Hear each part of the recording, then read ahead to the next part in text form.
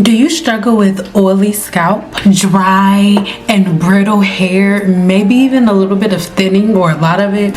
The secret to healthy hair that isn't overran with sebum, that isn't extremely oily or really dry and brittle is in your sebum production.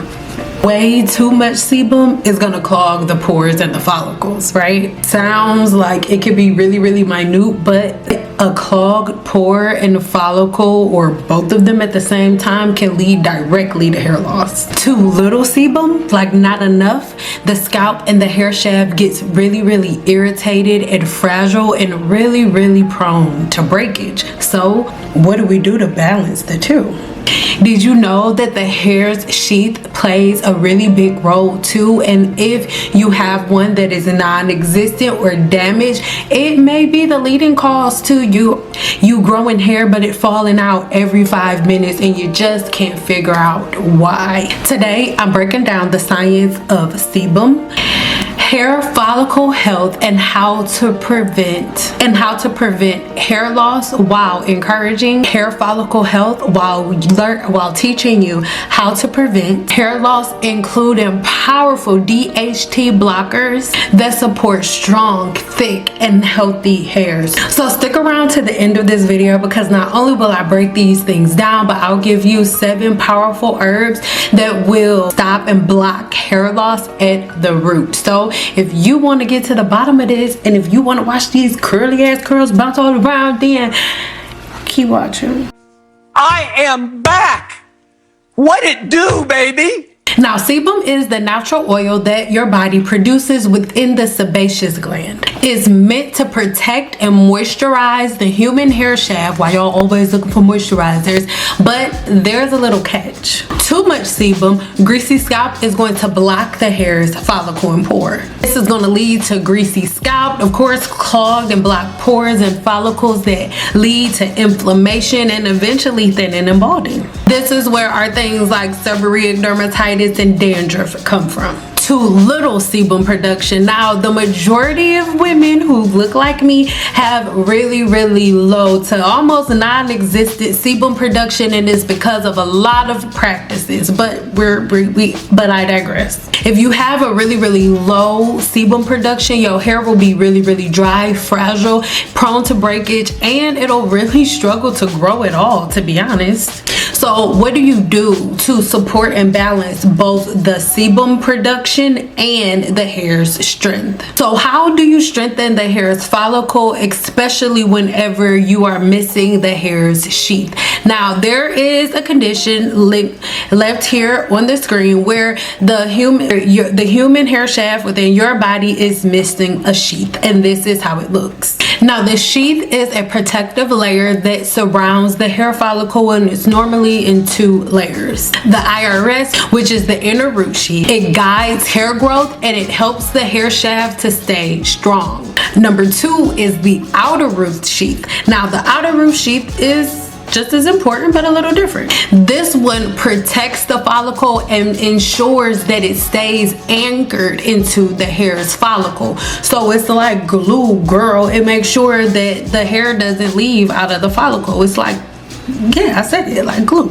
If someone lacks a sheath, right, what ends up happening is your hair becomes a lot more prone to breakage, vulnerability, and so many other things. So all of the different hacks and things that you try, if you do not have this aspect of the hair's follicle, you are doing way more harm than good. And the majority of people don't even really know what a hair sheath is. So the chances of most people knowing that their practices are weakening this part of the hair's follicle are really slim to none. But what is sebum's role in the hair's sheath? So since the hair sheath is directly responsible for anchoring the hair within the hair's follicle and controlling hair growth, if one isn't present, those processes are going to be really hard to maintain and to anchor in. So if too much sebum is produced, then it can clog the follicle,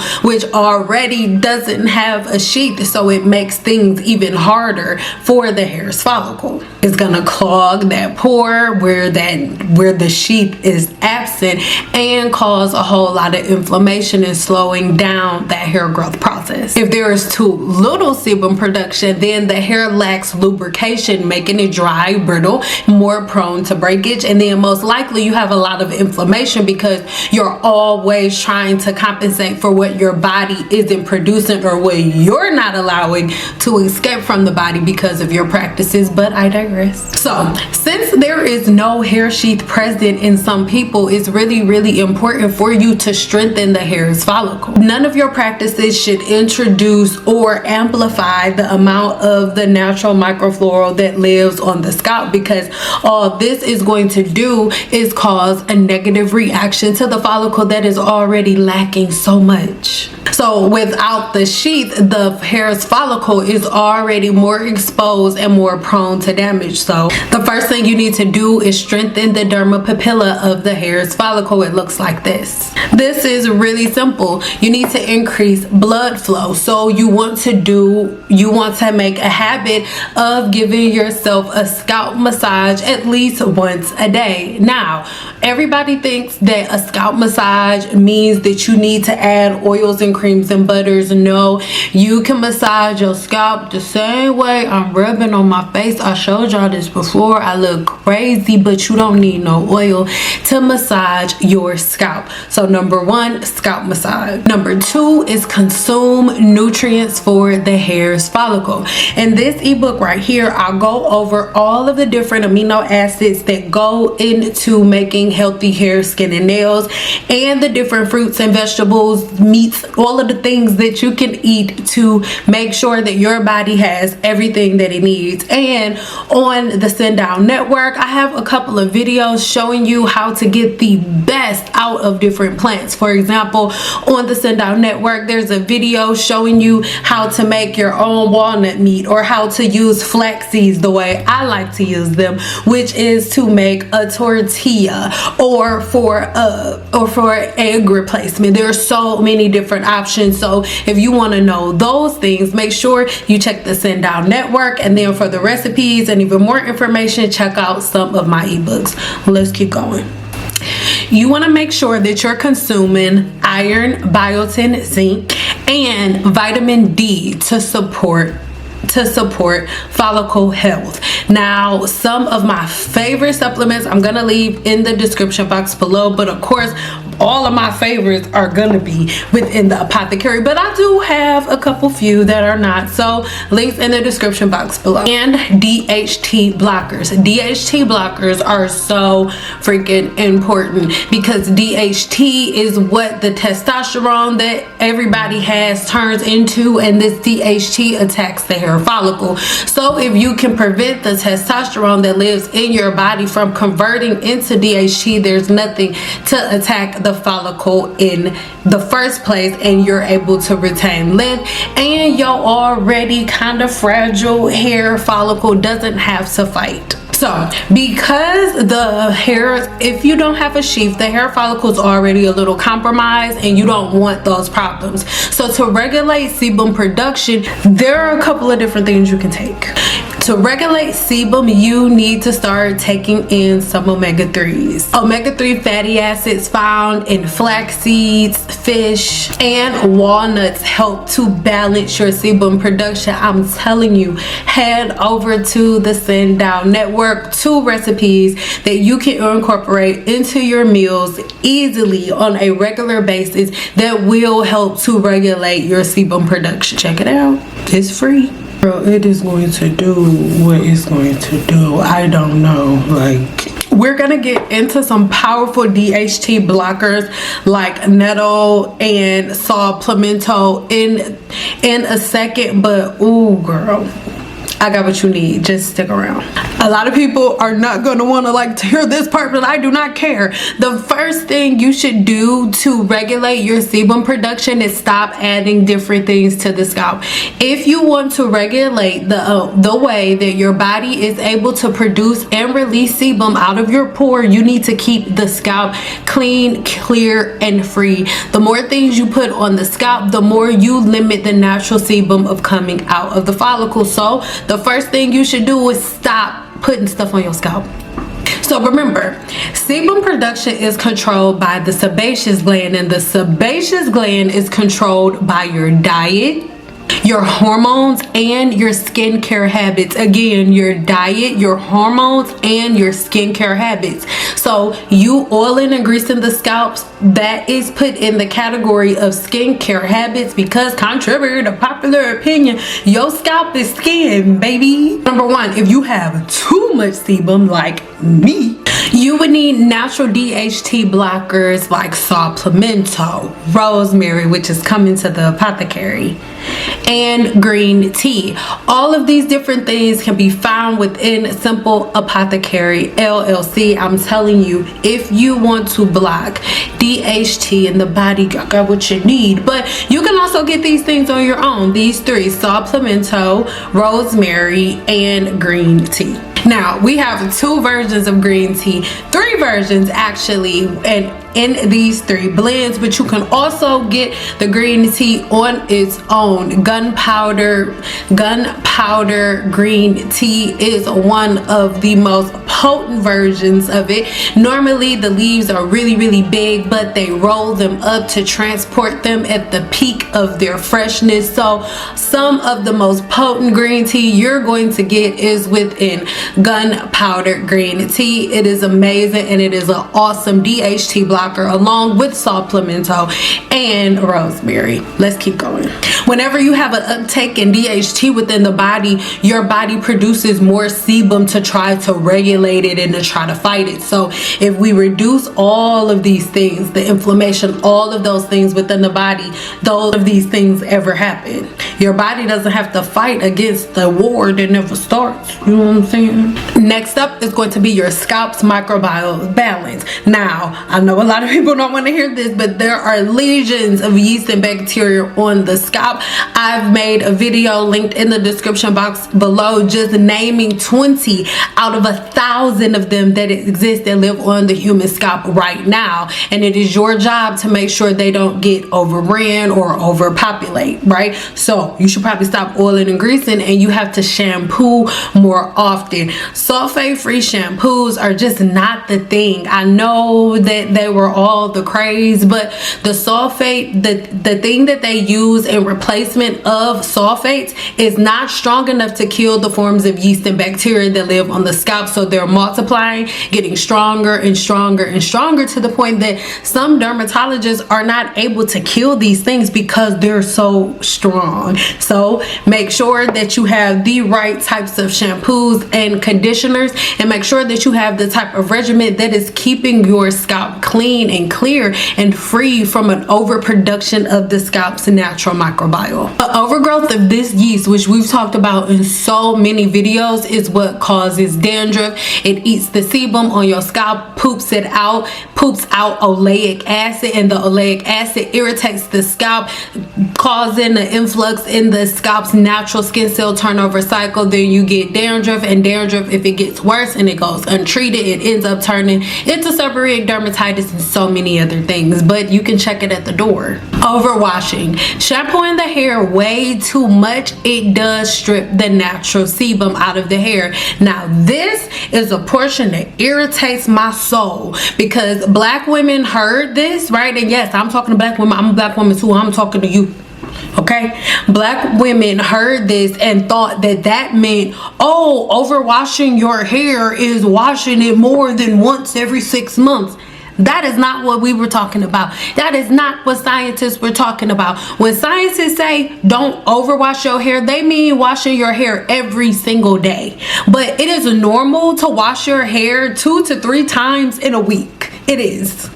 Now, just me personally, I don't wash more than twice a week. And when I shampoo you wash your clothes, you shampoo your hair, my bad. But when I shampoo, I don't shampoo more than once a week, unless it's the summertime, because I live in the desert. And sometimes it gets really hot. I sweat way too much. And so I'll shampoo my hair twice a week. But I never really go over those two times. But when they say over shampooing, over washing your hair, over shampooing, they are not saying that washing your hair once a week or once a month is doing it too much. They're not. They're saying shampooing every single day in the morning, whenever you in the shower, that's too much. Not, girl, you not shampooing your hair too much if you do it once a week.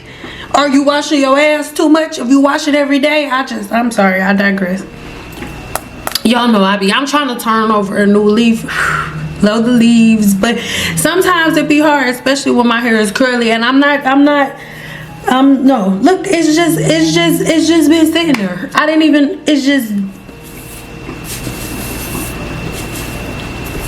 Next up is going to be a dietary fix. Now, I told you guys already, this ebook right here has a detailed breakdown of different things that you can do. And again, over on the Send Out Network, I have a couple of different recipes that you can follow. But what about the dietary fixes?